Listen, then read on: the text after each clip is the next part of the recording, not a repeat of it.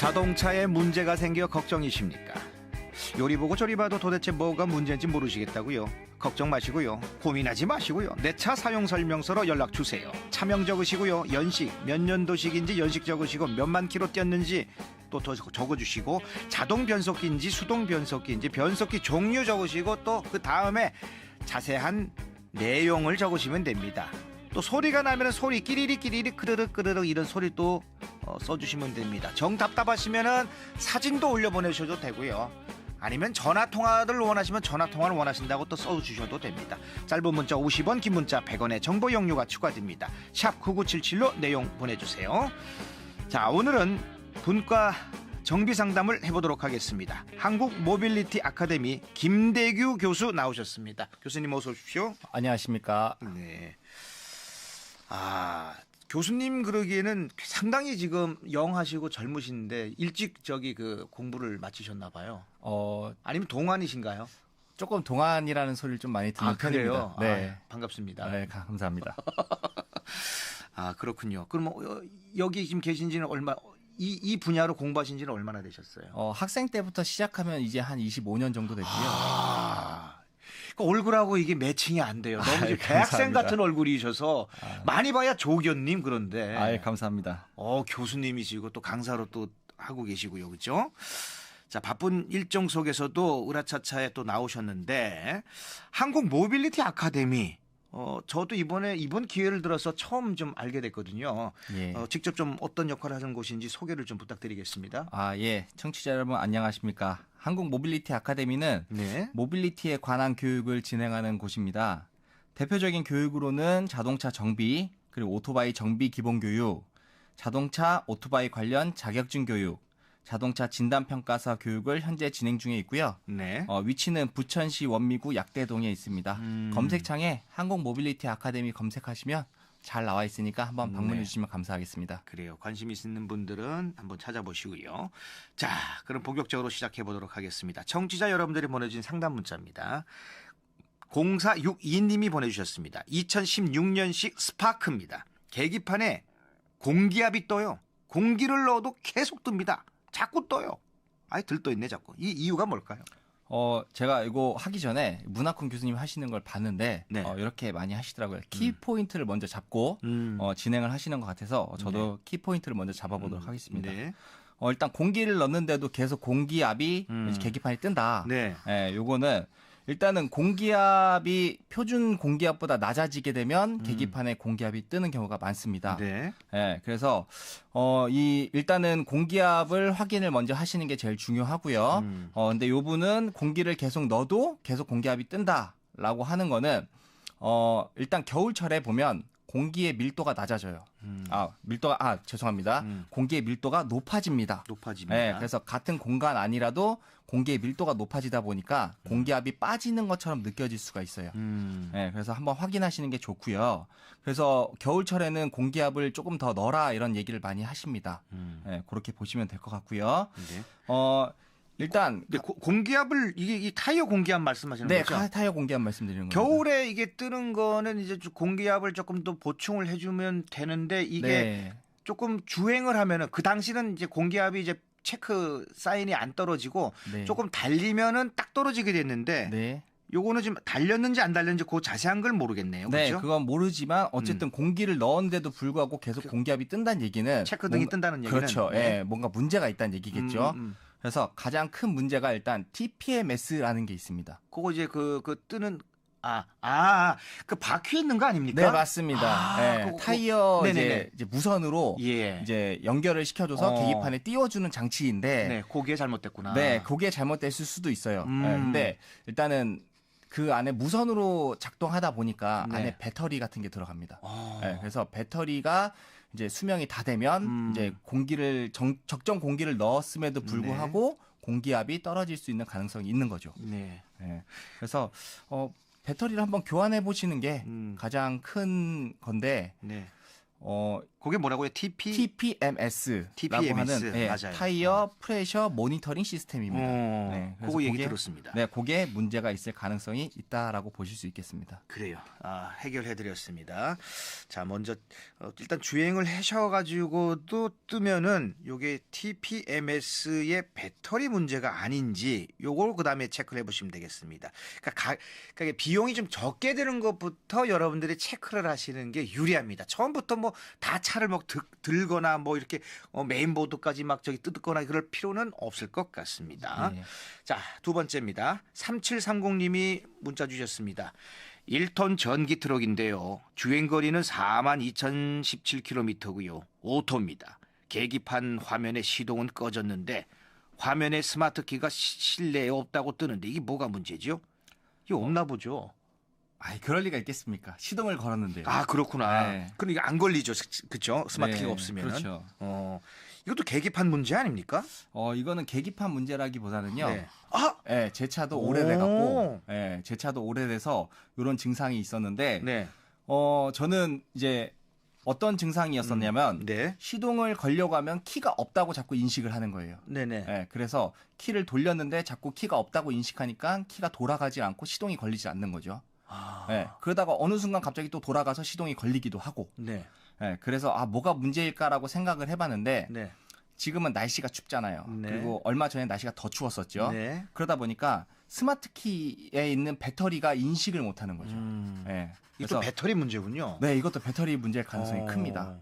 네, 그래서 원래 이제 자동차 안에 이모빌라이저라고 하는 시스템이 있는데 네. 그 이모빌라이저라는 시스템하고 스마트키의 반도체하고 서로 통신을 하면서 키가 있다고 인식을 해줘야 돼요. 거기 이제 운전대 바로 밑에 네, 장치돼 있는 거죠. 네, 키박스에 장치되어 있는 키박스라고 그러죠. 그렇죠. 네, 거기에 이제 일치가 돼야 되는데 네. 신호가 상호 그게 연결이 안 되다 보니까 그렇죠. 그게 신호가 잘못 가서 뜬다라는 얘기인 거죠. 그렇죠.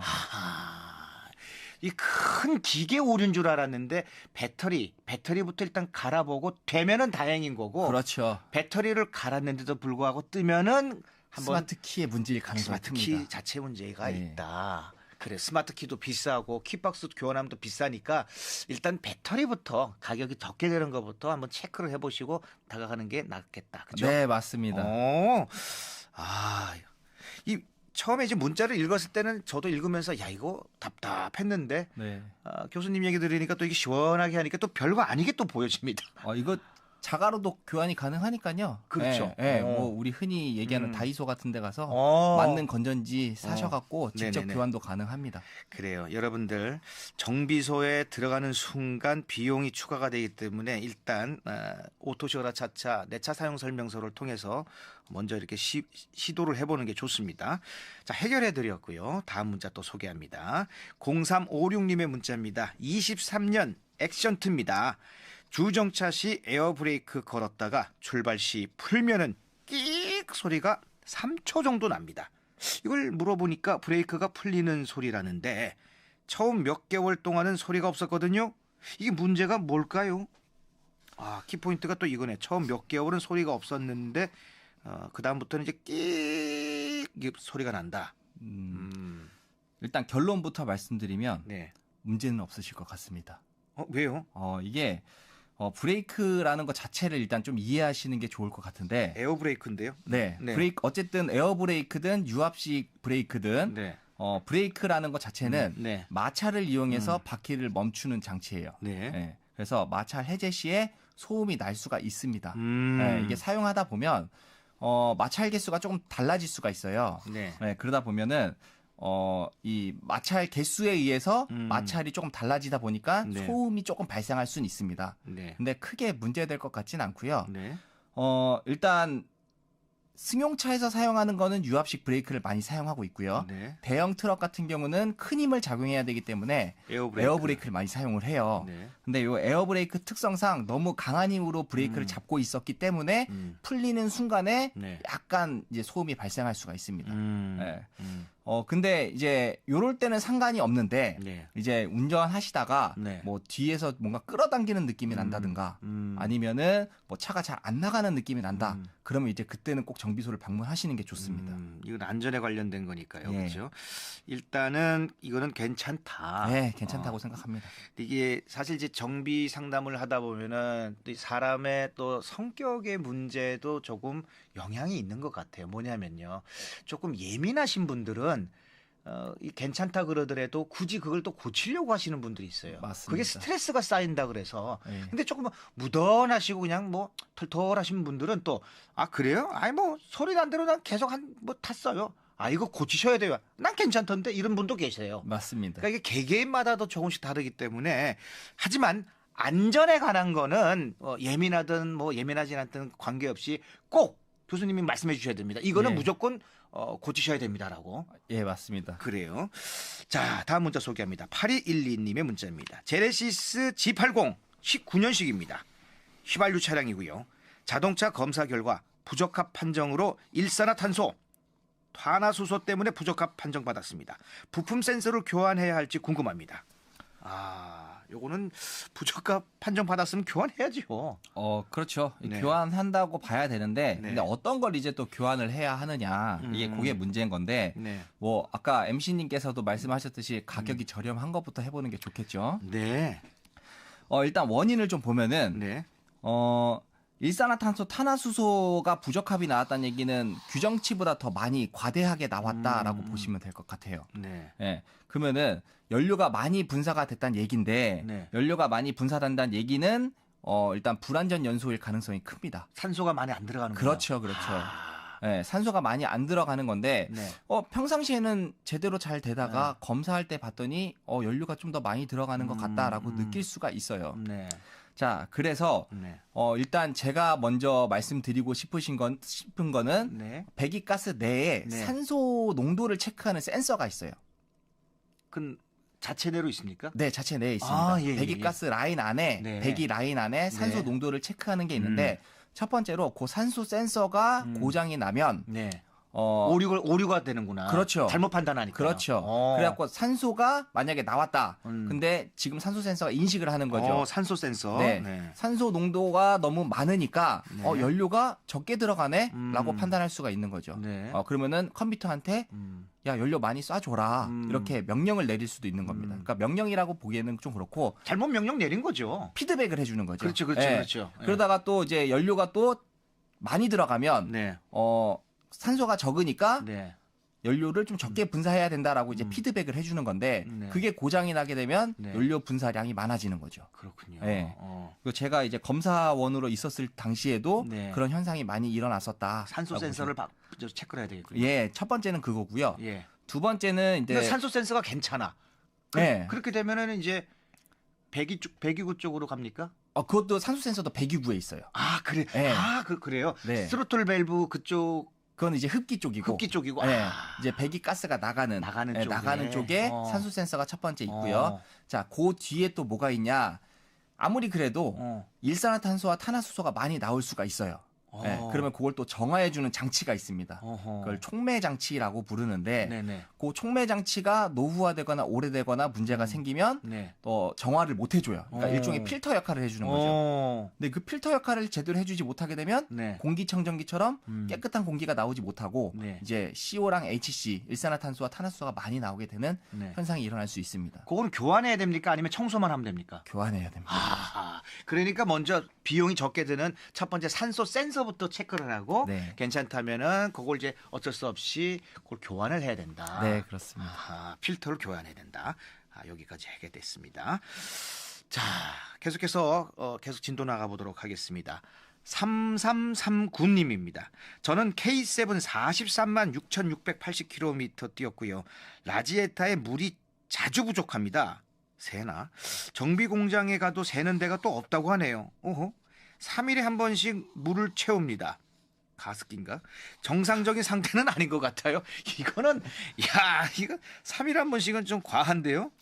그래요, 맞아요. 과해요. 과해요, 이거는. 과해요. 이분이 제가 좀 봐도 무던하신 과합니다. 분이네. 이 원래 그 MC님께서는 운전하시면서 냉각수를 보충해 보신 적 있으세요? 없죠. 그래서 제가 물어보요. 네. 3일에 한 번씩은 이분이 정말 대단하신 분이네. 네, 이게 대부분 냉각수는 네. 원래 거의 보충을 안 합니다. 그렇죠. 네. 물이 아닌데요. 물하고 섞여 있죠. 그렇죠. 네, 네. 이게 냉각수라는 건 냉각을 시키는 물인데 이 냉각을 시키는 물이 조금씩은 증발을 해요. 근데 사람이 이게 수시로 채워줄 정도까지는 아니거든요. 근데 이분 같은 경우는 지금 3일에 한 번씩 물을 채워야 된다라는 얘기인데 정비소를 갔더니 새는 데도 없다고 해요. 새는 데가 없는 데가 누가 먹는 거예요, 이 물을? 아, 그 누가 쥐가 들어가서 하나. 참나 이게 신기하네 이거. 자, 그래서 아니 지금 문자를 요렇게만 주셔가지고 네. 교수님도 지금 좀 어렵죠 이런 부분. 어렵죠. 이런 어려워요 문제 이거는. 어렵죠. 야 숨은 고개도 아니고 이거는. 이게 어려운 이유가 일단은 큰 돈이 들어갈 수 있기 때문에 어렵습니다. 아, 그러니까 여러분들 문자 주실 때 조금 자세하게 주시면요 더 좋을 것 같습니다. 네.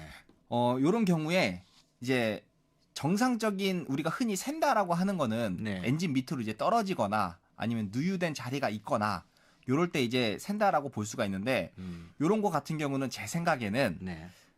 실린더 헤드라는 부분이 있어요. 실린더 헤드. 네, 실린더 헤드라는 부분이 있는데 그 헤드 부분에 이제 냉각수가 지나다니고 엔진 오일이 지나다니는 통로가 있어요. 아, 네, 그리고 그럼 고무 호스로 돼 있습니까? 아닙니다. 그거는- 그냥 알루미늄으로 된 이제 주조품이에요. 아 그래요? 네. 어. 그러니까 실린더 헤드라는 놈에 이제 오일도 지나다니고 네. 냉각수도 흘러다니고 이제 그쪽으로 흡입 공기도 들어오고 배기 공기도 나가고 오, 중요한 네, 곳이네. 네, 중요한 곳이죠. 네. 근데 거기에 이제 크랙이 살짝 가면 아 금이 가면. 네, 네네. 금이 살짝 가면 네. 냉각수 통로와 배기구가 만나서 아예 배기가스처럼 나가는 경우가 생길 수도 있어요. 야 이건 드문 경우 아닙니까? 엄청 드문 경우죠. 네네네. 근데 요분 보시면은 네. K7 43만 킬로 타셨다 그랬어요. 엄청 많이 타셨어요. 네, 엄청 많이 그리고 타셨고 관리를 잘 해주셨는데 이제 고장이 난 거예요. 그렇죠. 네. 그래서 실린더 헤드의 크랙을 조금 의심해 볼 가능성이 있다라고 보실 수 있습니다. 찾았습니다.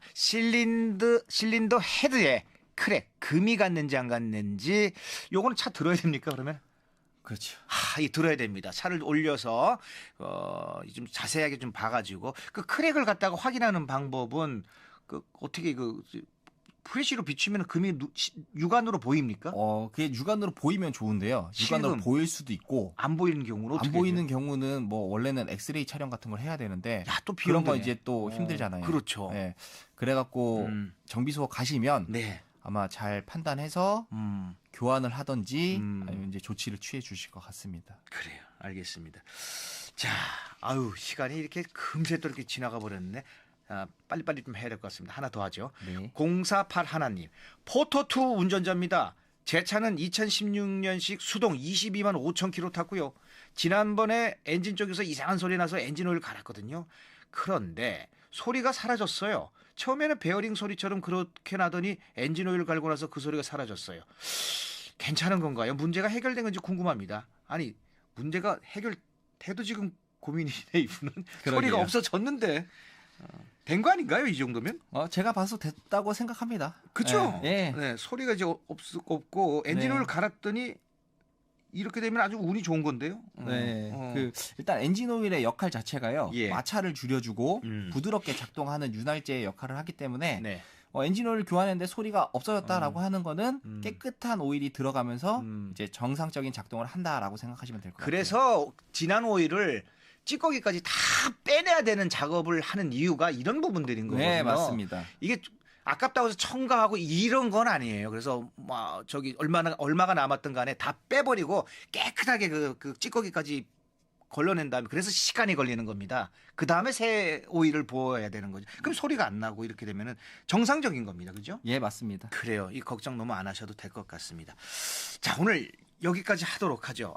오늘 온 문자도 또 이렇게 앞에 보시면 또 쭉 있는데 이것도 저희가 보관해 가지고 여러분들 다 소개할 테니까 여러분들 걱정하지 마시기 바라겠습니다.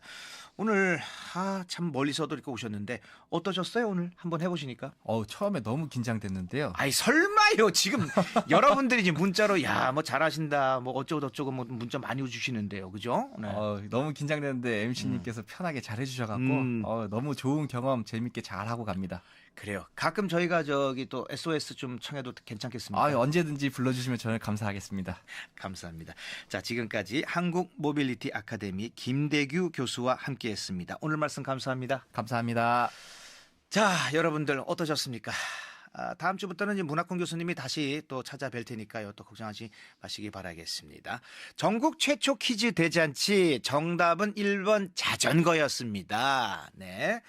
1555님 자전거의 도시 상주입니다. 자전거 박물관도 있고요. 64년도 중학교 다니면서 자전거 타고 시골 비포장도로를 비가 오나 눈이 오나 타고 다녔습니다. 그리고 7007님 60년대 초 아버지께서 소 한 마리 팔아서 자전거 사주셨어요. 어휴, 그럴 법도 하죠. 요즘 뭐 자전거는 뭐 몇 천만 원짜리도 있고 몇 백만 원짜리 자전거도 있으니까요. 그 당시 정말 귀했죠. 1555님, 7007님 두 분께 선물 드리고요. 으라차차의 바나나 우유 받으실 분 5036님 영양제 하나도 알아보고 먹어야 한다는 것이 씁쓸하다는 문자 주신 분께 드리도록 하겠습니다. 저희가 준비한 소식은 여기까지고요.